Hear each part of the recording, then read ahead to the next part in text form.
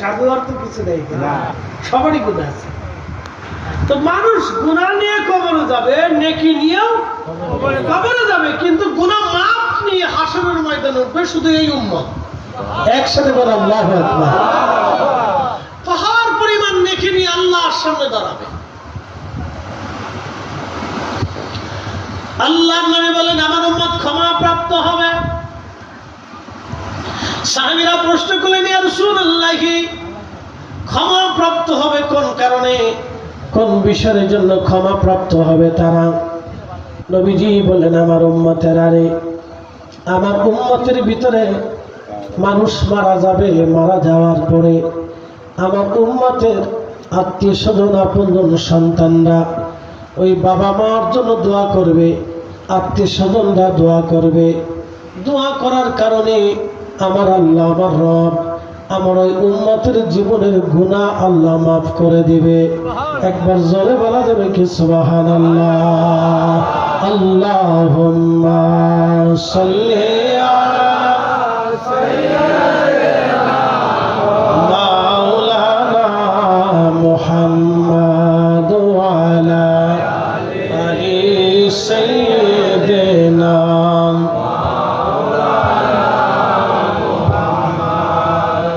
শ্রীনগরবাসী খুব মনোযোগ দিবেন। আল্লাহর নবী আরো বলেন আমার উম্মতের আর একটা জিনিস রেখে যাবে।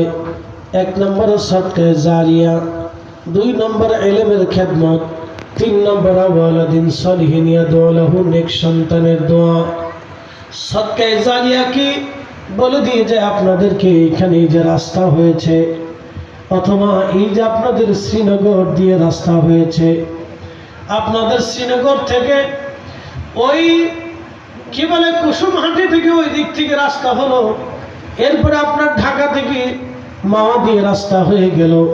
এই রাস্তাটা হওয়ার সময় কারো না কারো জায়গার উপরে রাস্তা হয়েছিল, অথবা সরকার তাকে রাস্তাটা ছেড়ে দিতে বলেছিল, জায়গা ছেড়ে দিতে বলেছিল। যদিও সরকার কাছ থেকে সে টাকা নিয়েছিল, কিন্তু সে জায়গা দিয়েছিল। এইভাবেই যে রাস্তা হয়ে গেল, এই রাস্তা হওয়ার কারণে 1 ইঞ্চি জমি যদি কারো রাস্তায় চলে যায়, লোকটা যদি স্বতঃস্ফূর্তভাবে জায়গাটা দিয়ে দেয়, আমি রাস্তার জন্য জায়গাটা দিয়ে দিলাম আল্লাহর রাস্তে, আল্লাহকে সন্তুষ্ট করার জন্য। ওই রাস্তা দিয়ে যত আলেম হেঁটে যাবে, রাস্তা দিয়ে কোরআনের হাফেজরা হেঁটে যাবে, রাস্তা দিয়ে আল্লাহর ওলিরা হেঁটে যাবে, রাস্তা দিয়ে নামাজিরা হেঁটে যাবে, রাস্তা দিয়ে রোগীরা হেঁটে যায় ডাক্তারের কাছে যাবে, রাস্তা দিয়ে দুনিয়ার মানুষ তার নিজের প্রয়োজন মিটাবে। আল্লাহ রসুল বললেন যতদিন রাস্তা থাকবে, মানুষ ব্যবহার করবে, ততদিন ওই বান্দা কবর থেকে নেকি পেতে থাকবে, কখনোই নেকি বন্ধ হবে না। আমার উম্মত মরে গেলেও তার নেকের দরজা বন্ধ হবে না। একবার জোরে বলা যাবে কি সুবহানাল্লাহ? শুধুমাত্র এই উম্মতকে আল্লাহ দিয়েছে, আর কোন উম্মতকে আল্লাহ এই মর্যাদা দেন নাই। আপনি একটা টিউবওয়েল করে দিয়েছেন, যতদিন পর্যন্ত মানুষ পানি পান করবে ততদিন আপনার নেকি হয়ে যাবে।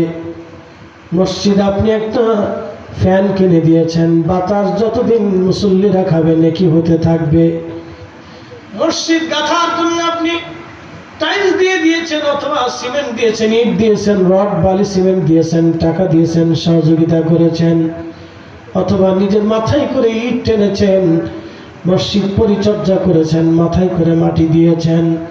কারো জমিন থেকে মসজিদের জন্য যদি মাটি দেওয়া হয়, যতদিন মসজিদে আজান হবে, নামাজ হবে, বান্দা কবরে চলে গেলে আজানের নেকি, নামাজের নেকি, ওই মসজিদে যারা জিকির করবে, জিকির কর্নেওয়ালার নেকি, ওই মসজিদে যারা কোরআন তেলাওয়াত করবে, তেলাওয়াতের নেকি ওই বান্দার আমলনামায় আমার আল্লাহ দিতে থাকবে, বন্ধ হবে না।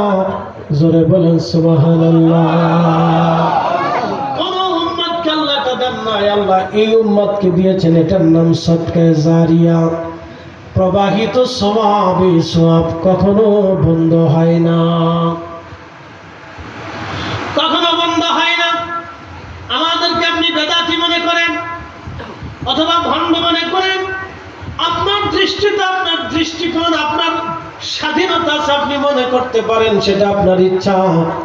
আমি আপনাকে গালি দেব না, আপনাকেও মন্দ বলবো না। বলে হুজুর কেন বলবেন না? কারণ নিজেই তো ভালো হতে পারি নাই। ভালো করে শুনে নেন, আমার বেদাতি আপনি বলতে পারেন, কিন্তু আজকে শুনে যান, এই পীরের বাংলাদেশে প্রায় ভারত বাংলাদেশ সহ সারা পৃথিবীতে একবারে কম হলো 80 লক্ষ হুজুরের মুরিদ আছে। 80 লক্ষ মুরিদ আমি বাদ দিলাম, 50 লক্ষ মুরিদ আমি ধরলাম।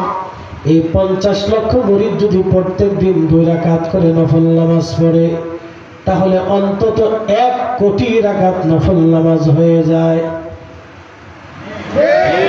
হিসাব বুঝেন? 50 লক্ষ মুরিদ যদি 2 রাকাত করে নফল নামাজ পড়ে, তাহলে অন্তত 1 কোটি রাকাত নফল নামাজ। কথা ঠিক আছে কি? শিখাইল কে? আমার পীর মুর্শিদ আপনারা শিখিয়ে দিলেন। বাবারে, ফজরের নামাজ কি বলে, জোহরের নামাজের পরে 2 রাকাত, মাগরিবের নামাজের পরে 2 রাকাত, এশার নামাজের পরে 2 রাকাত নফল নামাজ। প্রত্যেক দিন 6 রাকাত নফল নামাজ আদায় করতে হয়। আমি বাকি 4 রাকাত বাদ দিয়ে দিলাম, 2 রাকাতই ধরলাম। গড়ে 2 রাকাত ধরলাম, 50 লক্ষ মানুষের হিসাব নিলাম। 50 লক্ষ মুরিদ যদি 2 রাকাত করে নামাজ পড়ে, তাহলে আপনার 1 কোটি রাকাত নফল নামাজের নেকি হয়। এই 1 কোটি রাকাত নফল নামাজের নেকি নেওয়ার পরে প্রত্যেকজন মুরিদ হাত বাড়ায় বলে, আল্লাহ এই নফল নামাজের নেকি আমার পীর মুর্শিদের খেদমতে আপনি পৌঁছায় দেন। 50 লক্ষ মানুষ যখন এইভাবে দোয়া করে, আল্লাহ আমার পীর মুর্শিদের খেদমতে আপনি পৌঁছান, এই 1 কোটি রাকাত নফল নামাজের নেকি প্রত্যেকদিন আমার হুজুরের আমলনামায় সদকা জারিয়া হিসেবে চলে যায়, শুধু মুরিদদের শিখানোর জন্য। কথা বলেন ঠিক কিনা? বলেন, তাহলে আখিরাতে হুজুরের মর্যাদা বাড়ে না কমে?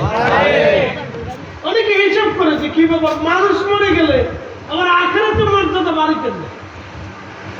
মানুষ মারা যাওয়ার পরেও এই উম্মতের মর্যাদা আখিরাতে বাড়তে থাকে। হিসাব বুঝে না তো? হিসাব আজকে আপনাদের এগুলো আঙ্গুলে খাতা কলমে বুঝিয়ে দিচ্ছি। কোন উম্মত চলে গেছে, আদম শফিউল্লাহ থেকে ঈসা রুহুল্লাহ পর্যন্ত বহু উম্মত এই দুনিয়া থেকে কবরে চলে গেছে। কোন উম্মতের আখিরাতের মর্যাদা আর কোনোদিন বুলন্দ হবে না। শুধুমাত্র এই উম্মতের মর্যাদা আখিরাত পর্যন্ত, কিয়ামত পর্যন্ত বুলন্দ হতে থাকবে। আমরা আর বুঝাই। কোরআন শরীফ পড়েন কিনা? যেমনি বলতেছেন মনে হয় ডরাচ্ছেন, পড়েন টরেন না। কোরআন শরীফ পড়েন তো ইনশাআল্লাহ? আচ্ছা, পড়লে ভালো, না পড়লে বিপদ আছে। যদি পড়তে না পারেন তো অন্তত চাইয়ে দেখেন। যদি কোরআন পড়তে না পারেন, অন্তত পৃষ্ঠে উল্টে আল্লাহর কালামের দিকে একটু তাকাই থাকেন, তাও কিছুটা হলো হক আদায় হবে। এই কোরআন শরীফ পাথরে লেখা ছিল, কাঠের ভিতরে লেখা ছিল, চামড়ার ভিতরে লেখা ছিল, হাড়ের ভিতরে লেখা ছিল, গাছের বাকলের ভিতরে লেখা ছিল কোরআন শরীফ।